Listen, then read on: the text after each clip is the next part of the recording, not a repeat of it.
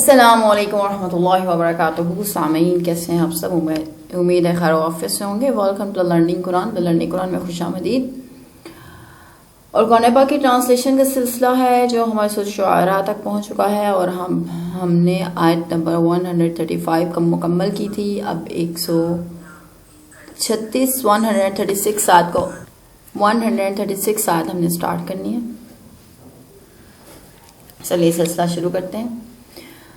بسم اللہ الرحمن الرحیم. شروع اللہ کے نام سے جو بڑا مہربان اور نہایت رحم کرنے والا ہے.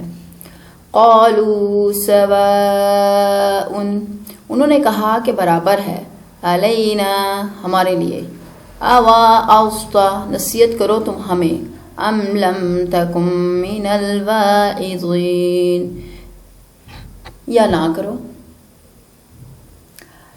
اب وہ کہنے لگے کہ چاہے تم ہمیں نصیحت کرو یا نہ کرو یہ ہمارے لیے سب برابر ہے. قوم عاد کے بارے میں بات ہو رہی ہے. قوم عاد نے بھی رسولوں کو جھٹلایا تھا، جبکہ ان کے بھائی جو ہود تھے انہوں نے کہا تھا کہ تم اللہ سے ڈرتے نہیں ہو، میں تمہارے لیے امین رسول ہوں، لہذا اللہ سے ڈرو اور میری اطاعت کرو. میں تم سے اس تبلیغ کا کوئی صلہ نہیں مانگتا، میرا صلہ تو رب العالمین کے ذمہ ہے.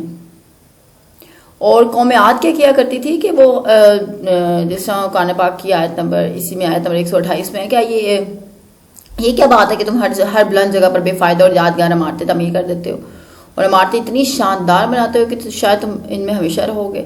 کہ قوم عاد وہ تھی، وہ بڑی بڑی عمارتیں بناتی تھیں، پہاڑوں کو بھی وہ چاک کر کے بڑی عمارتیں بنایا کرتے تھے وہ لوگ. تو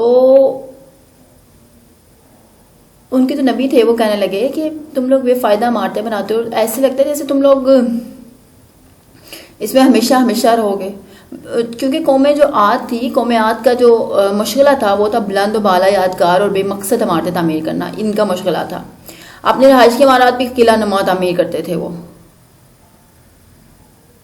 اب ایک آثار قدیمہ ہے کہ ماہر محمد سمیر عطا، انہوں نے یہ دعویٰ کیا کہ اہرامات مصر اور فرعونہ نے نہیں تعمیر کیے تھے بلکہ قوم عاد نے تعمیر کیے تھے. کیونکہ قوم عاد کا یہ مشغلہ تھا کہ وہ بڑی اور اونچی عمارتیں بناتے تھے. اپنے گھر کے جو مطلب اپنی رہائش کے لیے بھی جو عمارتیں بناتے تھے وہ بہت زیادہ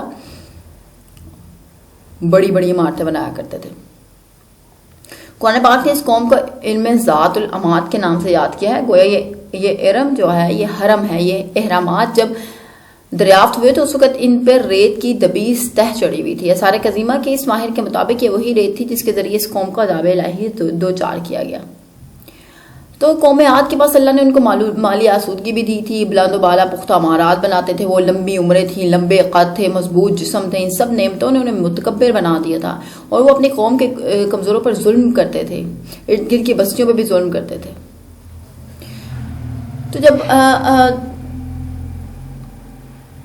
ان کے بھائی ہود نے ان کو کہا، قوم عاد کو ان کو بتایا، تو انہوں نے کہا کہ ہمارے لیے تم ہمیں نصیحت کرو یا نہ کرو ہمارے لیے برابر ہے. ان ھذا الا خلق الاولین، نہیں ہے یہ باتیں مگر عادت پہلے لوگوں کی. تو وہ کہنے لگے کہ یہ تو پہلے جو لوگ ہوتے تھے وہ بھی ایسے ہی کیا کرتے تھے.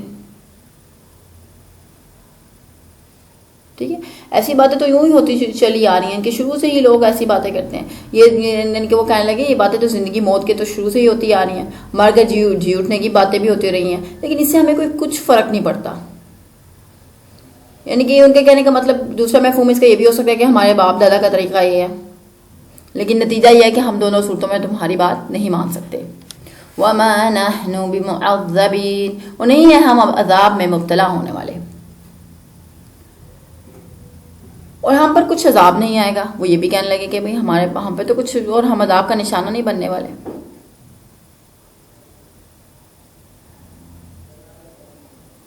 تو یہ جو قوم عاد تھی وہ اپنے نبی کو جھٹلاتی تھی، اور جب وہ اللہ کی طرف بلاتے تھے تو کہتے تھے کہ یہ ہمیں نصیحت کرو یا نہ کرو ہمیں ان سے کوئی فرق نہیں پڑتا، یہ تو پچھلے لوگوں کی عادت ہے.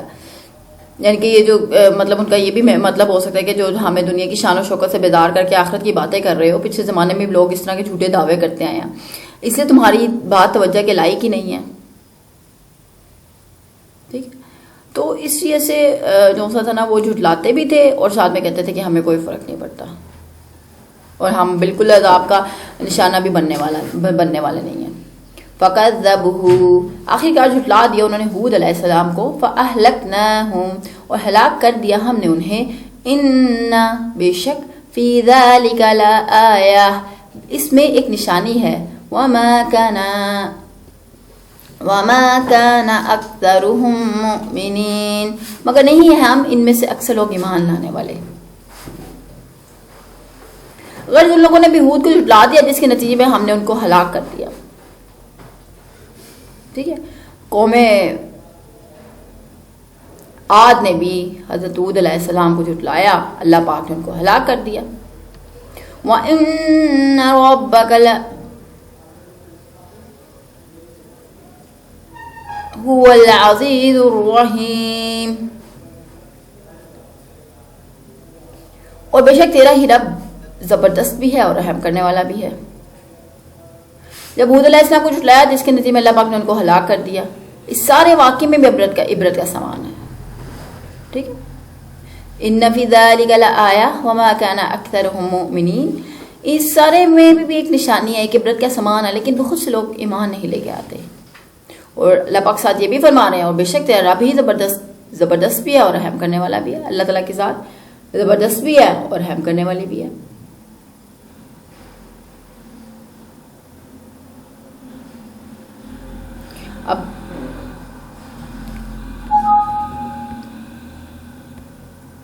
اب قوم عاد پر کیوں قوم عاد پہ جو سا عذاب نازل ہوا, جب قوم عاد پہ بھی حجت تمام ہو گئی تو اس پہ سخت تیز آندھی سے عذاب آیا جو 8 دن اور 7 راتیں مسلسل چلتی رہی. عذاب سے قبل ہی حضرت ہود علیہ السلام کو اللہ پاک نے ہجرت کا حکم دے دیا تھا.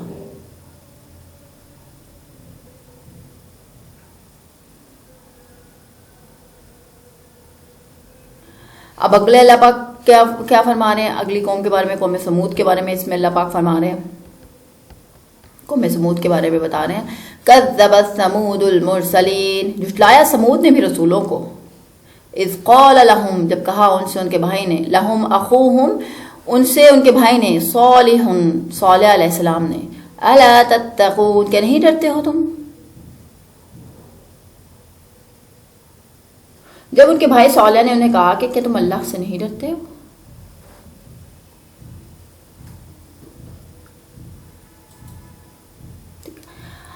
اب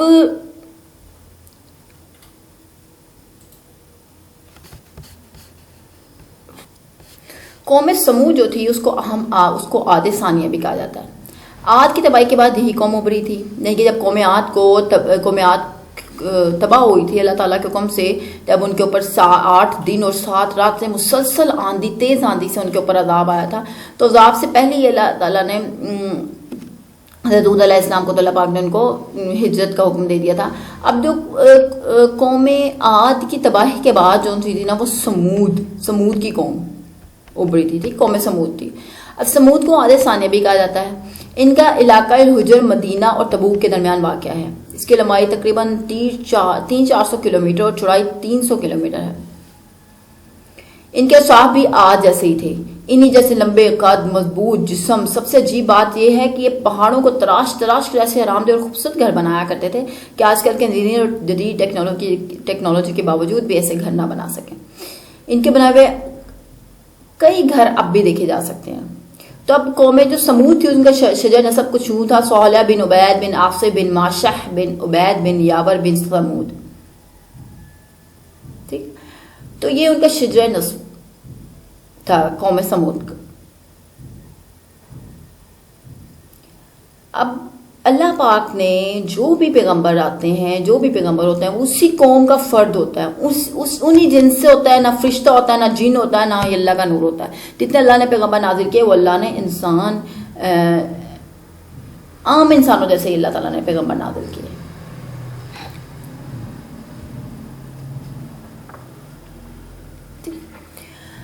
اچھا, جب صالح علیہ السلام نے کہا کہ تم ڈرتے نہیں ہو, انی لکم رسول امین، بے شک میں ہی ہوں تمہارے رسول امین، فاتقوا اللہ واطیعون، سو ڈرو اللہ سے اور میری اطاعت کرو، وما اسألکم، اور نہیں مانگتا میں تم سے، علیہ من اجر، اس کام پہ کوئی اجر، ان اجری الا علی رب العالمین، نہیں ہے میرا اجر مگر رب العالمین کے ذمہ۔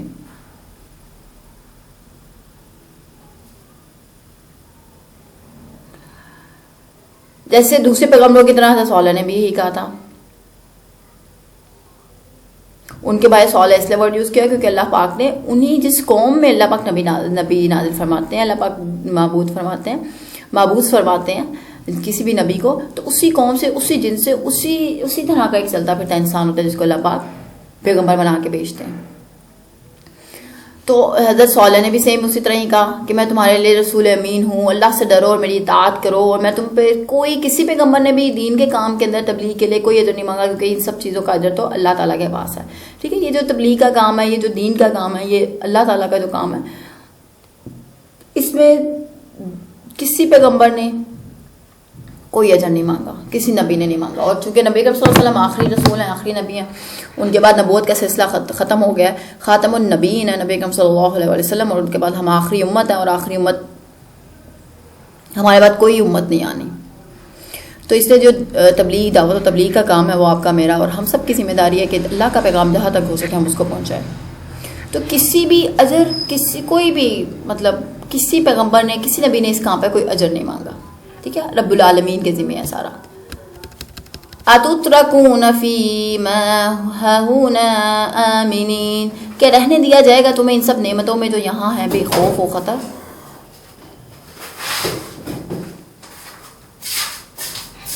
تو وہ کہنے لگے تو کیا تم یہاں امن سے رہنے کے لیے چھوڑ دیے جاؤ گے؟ مطلب یہ دنیا تو ہمیشہ ہمیشہ رہنے کی جگہ ہی نہیں ہے نا۔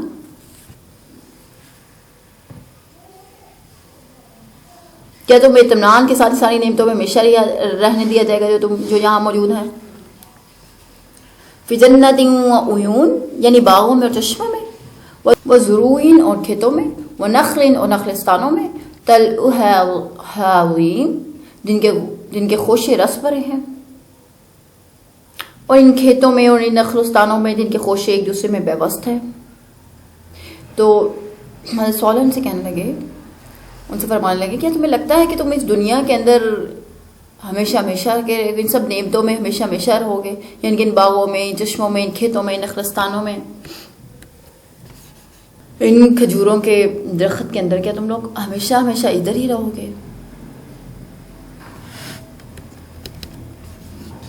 نیکسٹ آیت دیکھتے ہیں۔ وَتَنْحِتُونَ، اور تراشتے رہو گے یوں ہی تم، مِنَ الْجِبَالِ، پہاڑوں میں، بُيُوتًا فَارِهِينَ، گھر فخر کے لیے، اور کیا پہاڑوں کو بڑے ناز کے ساتھ تراش کے تم ہمیشہ گھر بناتے رہو گے؟ فَاتَّقُوا اللَّهَ، سو ڈرو اللہ سے، وَأَطِیعُونَ، اور اطاعت کرو میری، وَلَا تُطِیعُوا، اور نہ حکم مانو، امر المسرفین، ان حد سے بڑھنے والوں کا، الذین، جو فساد مچاتے ہیں، الذین یفسدون، جو فساد مچاتے ہیں، فی الارض، زمین میں، ولا یصلحون، اور کوئی اصلاح نہیں کرتے۔ حضرت صالح نے بھی اپنی قوم سے کہا کہ تم اللہ سے ڈرو، تم یقین جانو کہ میں ایک تمہارے لیے امانت دار پیغمبر ہوں، لہذا تم اللہ سے ڈرو، میری بات مانو، اور میں تم سے اس کام کی کوئی اجرت نہیں لیتا، میرا اجر تو صرف اس ذات اپنے ذمہ لے رکھا ہے جو سارے جہاں کی پرورش کرتی ہے۔ کہ تمہیں اطمینان کے ساتھ ان ساری نعمتوں میں ہمیشہ رہنے دیا جائے گا جو یہاں موجود ہیں، ان باغوں میں، ان چشموں میں، ان کھیتوں میں، ان نخلستانوں میں، جن کے خوشے ایک دوسرے میں پیوست ہیں، اور کیا پہاڑوں کو تم اسی طرح ناز کے تراش کر تم ہمیشہ گھر بناتے رہو گے؟ اب اللہ سے ڈرو اور میری بات مانو، اور حد سے گزرنے والوں کا کہنا نہ مانو، وہ جو زمین میں فساد پھیلاتے ہیں اور اصلاح کا کام نہیں کرتے۔ اللہ پاک کو زمین میں فساد پھیلانے والے بالکل پسند نہیں ہیں۔ جتنے جو چودھری ٹائپ کے جو لوگ ہوتے تھے، جو بہت زیادہ امیر قسم کے لوگ ہوتے تھے، یہ لوگ ہمیشہ انبیاء کے دشمن ہوتے تھے، اور کمزور اور مظلوم طبقہ جو ہوتا تھا وہ ہمیشہ پہلے انبیاء پر ایمان لے آتا، چنانچہ حضرت صالح علیہ السلام نے انہیں ان سے حد سے بڑھنے والوں کی اطاعت سے روکا۔ ٹھیک ہے،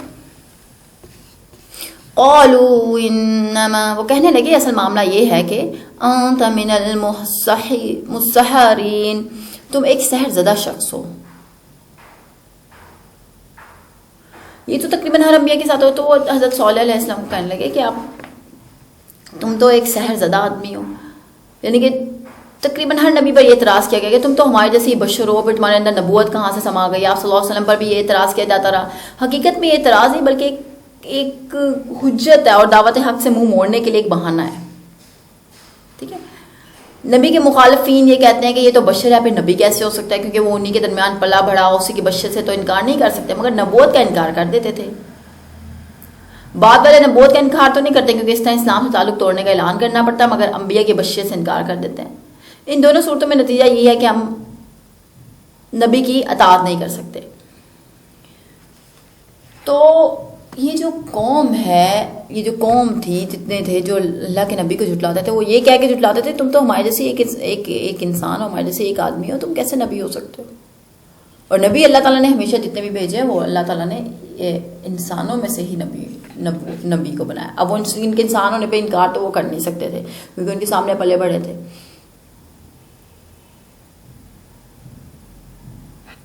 لیکن اللہ کے حق بات کو ماننے سے وہ انکار کر دیتے تھے. ما انت الا بشر مثلنا, حالانکہ نہیں ہو تم مگر ایک آدمی ہم جیسے. فاتی بآیات, سو لاؤ کوئی نشانی, ان کنت من الصادقین, کوئی اگر تم سچے ہو. تو وہ کہنے لگے کہ اگر تم, حالانکہ ہمارے جیسے ایک آدمی ہو, ٹھیک ہے, لیکن اگر تم سچے ہو تو کوئی نشانی لے آؤ, کوئی نشانی لے آؤ. اگر تم اتنے سچے ہو, اتنا تم سچ بولتے ہو, تو تم کوئی نشانی لے آؤ. اچھا, اب قومیں انہوں نے اللہ تعالیٰ سے جب نشانی کوئی مانگی تھی, قومیں حضرت صالح کی قوم نے, اب قوم سمود نے کیا کہا, وہ کہنے لگے کہ انہوں نے نشانی مانگی حضرت صالح سے کہ اگر آپ اتنے ہی سچے ہیں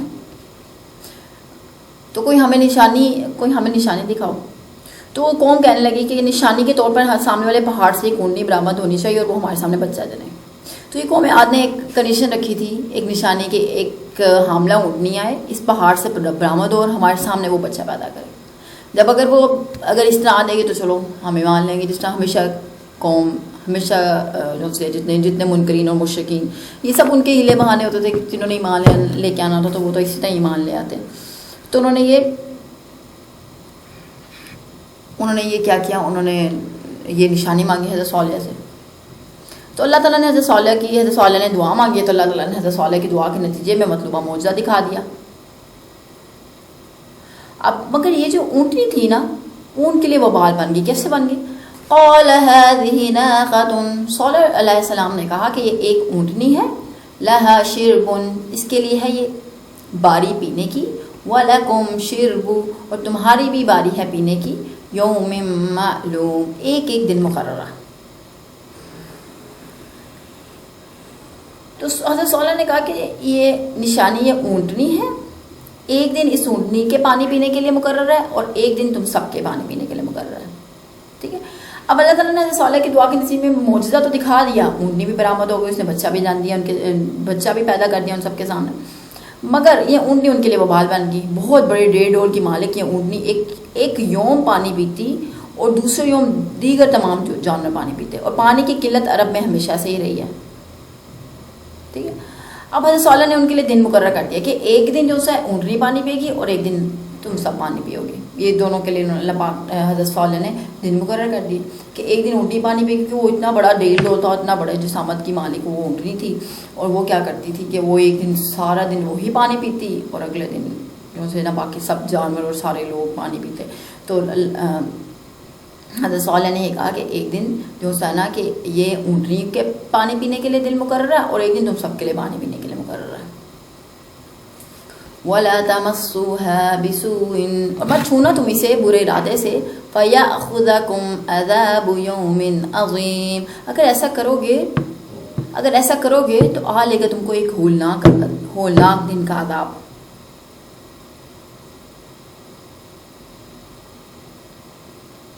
حضرت صالح ان سے کہنے لگے کہ اس سے کوئی دکھ نہ پہنچانا, ورنہ ایک بہت بڑے دن کا عذاب تمہیں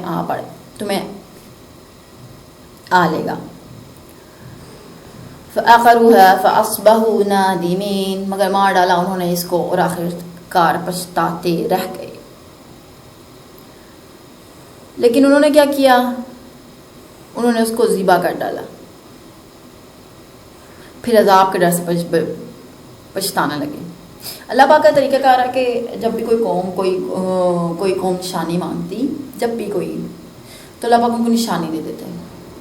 مختلف نشانی اللہ تعالیٰ نے سب کو دی، اور جب وہ نشانی دیکھ کے ان کے اکارڈنگ اللہ پاک کوئی معجزہ پیدا فرما دیتے ہیں، وہ نشانی دیکھ کے پھر بھی ایمان نہ لے کے آتی، تو اس قوم کو اللہ پاک کا عذاب آ لیتا اور وہ قوم فنا ہو جاتی۔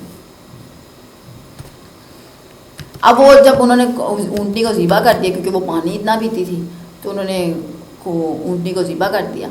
جب انہوں نے ذبح کر دیا تو اب وہ پچھتانے لگے، اب ان کو خوف آنے لگا کہ اب ہمارے پہ عذاب نہ آئے۔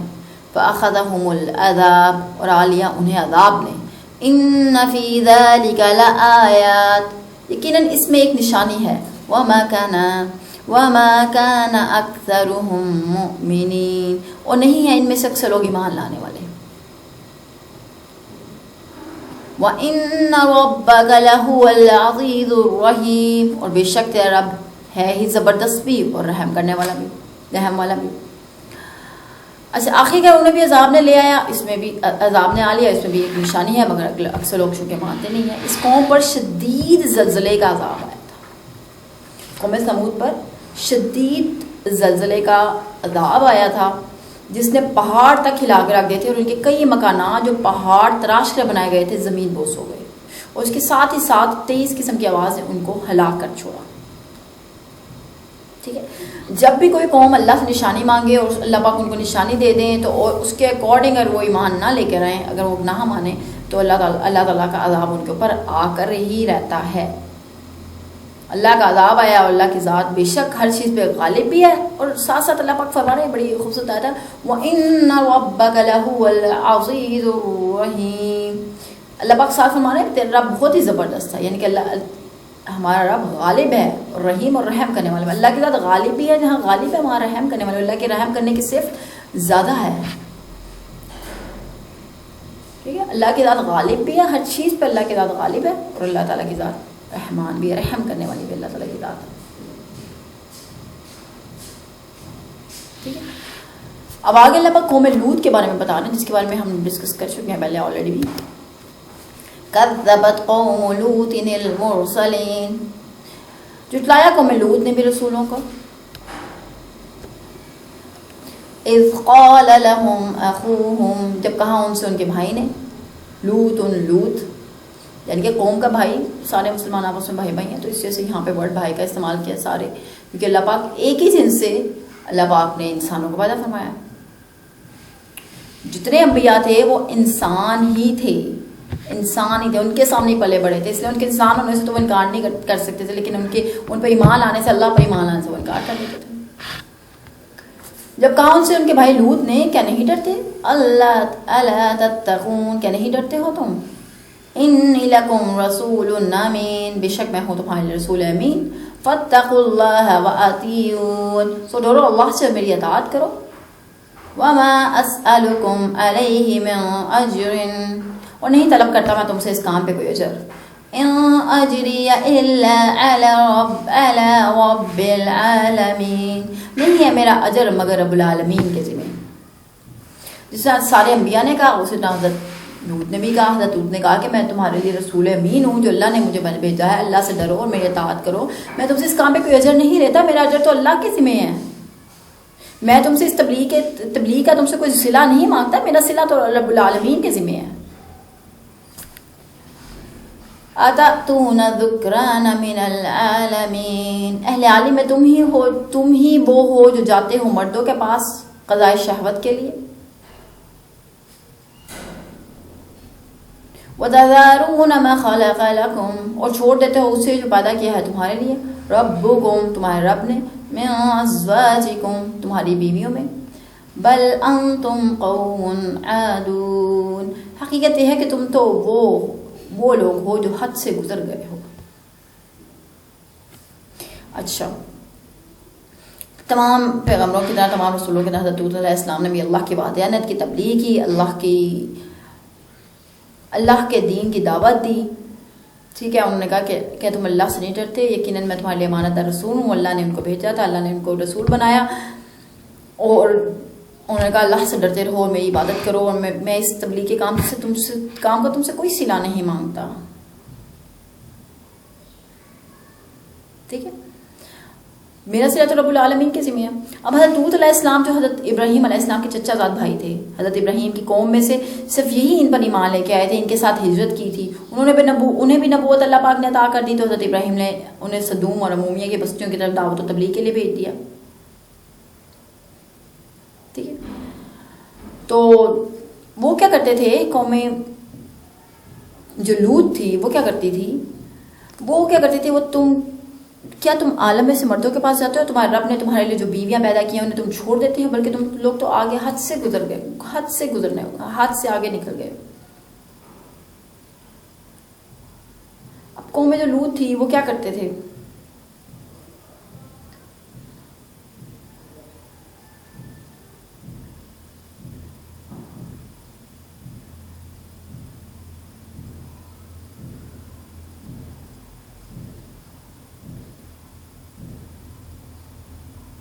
وہ دنیا جہاں کے سارے لوگوں میں تم جو مرد ہو، تم ہو جو مردوں کے پاس جاتے ہو، جو تمہاری بیویاں ہیں تمہارے رب نے تمہارے لیے پیدا کیا، ان کو چھوڑے بیٹھے ہو. حقیقت یہ ہے کہ تم بالکل ہی گزرے ہو، کیونکہ جانور بھی جو تھے، جانوروں میں بھی نہ کوئی نر جانور اپنی جنسی خواہش کے لیے کسی نر کو استعمال نہیں کرتا. تم تو جانوروں سے بھی گزر گئے کہ تم مردوں کے پاس جاتے ہو. قالوا لئن لم تنتهي يا لوط، انہوں نے کہا اگر نہ باز آئے تو میں لوط، لَتَكُونَنَّ مِنَ الْمُخْرَجِينَ، تو تم لازماً نکال دے جاؤ گے بستی سے. تو حضرت لوط علیہ السلام کو کہنے لگے، وہ ان کے جو لوگ تھے وہ کہنے لگے کہ تم باز نہ آئے تو ہم تمہیں بستی سے نکال دیں گے. قَالَ إِنِّي، لوط نے کہا بے شک، لَآمَلِكُمْ، تمہارے اس عمل سے، مِنَ الْقَالِينَ، سخت متنفر ہوں. انہوں نے وہ کہنے لگے، جو حضرت لوط کی قوم تھی وہ کہنے لگے کہ لوط اگر تم باز نہ آئے تو تم بھی ان لوگوں میں شامل ہو جاؤ گے جنہیں بستی سے نکال کر باہر کر دیا جاتا ہے. تو لوط علیہ السلام کہنے لگے یقین جانا میں ان لوگوں میں سے ہوں جو تمہارے اس کام سے بالکل بیزار ہیں، بہت بیزاری ہے مجھے.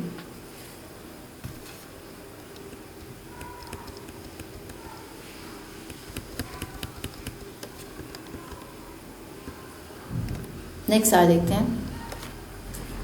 رب نجینی و اہلی، اے میرے مالک نجات دے مجھے اور میرے گھر والوں کو، مما یعملون، اس بدکاری سے جو یہ کرتے ہیں. فنجینہ و اہلہ اجمعین، سو نجات دی ہم نے اسے اور اس کے گھر والوں کو سب کو. الا عجوزا فی الغابرین، سوائے ایک بڑھیا کے جو پیچھے رہ جانے والوں میں سے تھی. تو حضرت علیہ السلام نے دعا کی، میرے پروردگار جو حرکتیں یہ لوگ کر رہے ہیں مجھے اور میرے گھر والوں کو ان سے نجات دے دیں، یعنی اس کڑن سے نجات دے دے جو ان لوگوں کے ایسے گھناؤنے کردار میں ملوث دیکھ کر پیدا ہوتی ہے، اور اس عذاب سے محفوظ رکھ جو ان حرکتوں کی وجہ سے ان پر نازل ہونے والا ہے. ٹھیک ہے، چنانچہ ہم نے ان کو اور ان کے گھر والوں کو سب کو نجات دے دی. اللہ پاک نے ان کو ان کے گھر والوں کو نجات دے دی، صرف ایک بڑھیا کی جو پیچھے رہ جانے والے سے، یعنی کہ اس سے مراد خود حضرت لوط علیہ السلام کی بیوی ہے جو ایمان لانے کے بجائے اپنی بدکار قوم کا ساتھ دیتی تھی. جب عذاب آنے سے پہلے حضرت لوط علیہ السلام کو شہر سے باہر بھیجنے کا حکم ہوا تو یہ عورت اللہ تعالیٰ کے حکم سے پیچھے رہ گئی تھی، اور جب بستی والوں پر عذاب آیا تو یہ بھی اس کا شکار ہو گئی.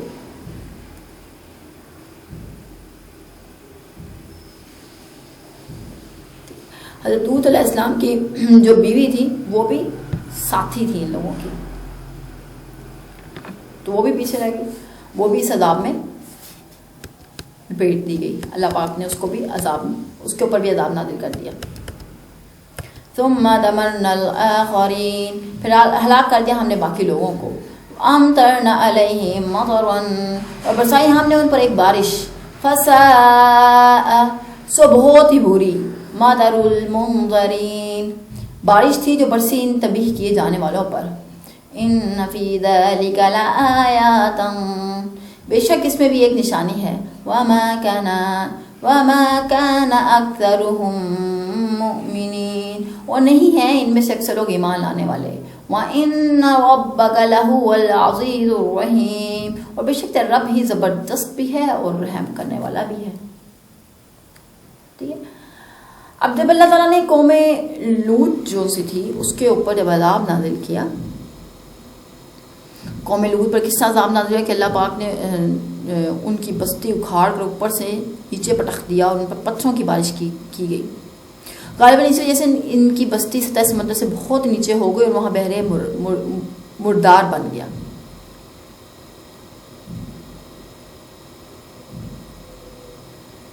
ٹھیک ہے. لواطت انتہائی کبھی فعل ہے، یعنی کہ مردوں کے ساتھ اپنی جنسی خواہش پر مردوں کے ساتھ جنسی خواہش پوری کرنا، یہ ایک بہت ہی کبھی قسم کا فعل ہے. بعض ائمہ کے قریب اس کی سزا زنا کی سزا ہی ہے. بعض کہتے ہیں کہ شادی شدہ ہو یا غیر شادی شدہ انہیں رجم کر دینا چاہیے. حضرت ابن عباس رضی اللہ تعالیٰ سے روایت ہے کہ نبی آپ صلی اللہ علیہ وسلم نے ارشاد فرمایا کہ اللہ تعالیٰ اس مرد کی طرف ہرگز نظر رحمت سے نہ دیکھے گا جو کسی مرد سے یا اپنی عورت سے اس فعل کا ارتکاب کرے گا. تو یہ بہت ہی کبھی قسم کا گناہ ہے، اپنی جنسی خواہش کسی مرد کو مردوں سے پوری کرنا. تو حدیث مبارکہ کے مطابق بھی یہ ایک بہت کبھی اللہ پاک اس کو قیامت کے دن اس مرد کو رحمت سے نہیں دیکھیں گے، نظر کی رحمت سے نہیں دیکھیں جو کسی مرد سے یا اپنی عورت سے اس قسم کے فعل کا مرتکب ہوگا. تو یہ اللہ پاک نے مختلف قوموں کی واقعات سنا کے تنبیہ کر رہا ہے اللہ پاک، اور اللہ پاک ساتھ ساتھ یہ بھی بتانا ہے کہ اللہ کی ذات غالب آنے والے بھی ہے اور رحم کرنے والے بھی ہے. اللہ پاک وَإِنَّ رَبَّكَ لَهُوَ الْعَزِيزُ الرَّحِيمُ، اللہ کی ذات غالب بھی ہے اور رحم کرنے والی بھی. اللہ کی ذات غالب بھی ہے اور رحم کرنے والی، ہر چیز پہ غالب آنے والی ذات اللہ کی ہے، لیکن ساتھ ساتھ اللہ کی ذات رحم کرنے والی بھی ہے. سو شعراء کی آیت نمبر 175 175 میں آیت ہم مکمل کر لیا ہے. انشاءاللہ اگلی ویڈیو میں ملاقات ہوگی، اور اللہ پاک ہم سب کو جتنا بڑا سنا دین پر عمل کرنے کی توفیق عطا فرمائے.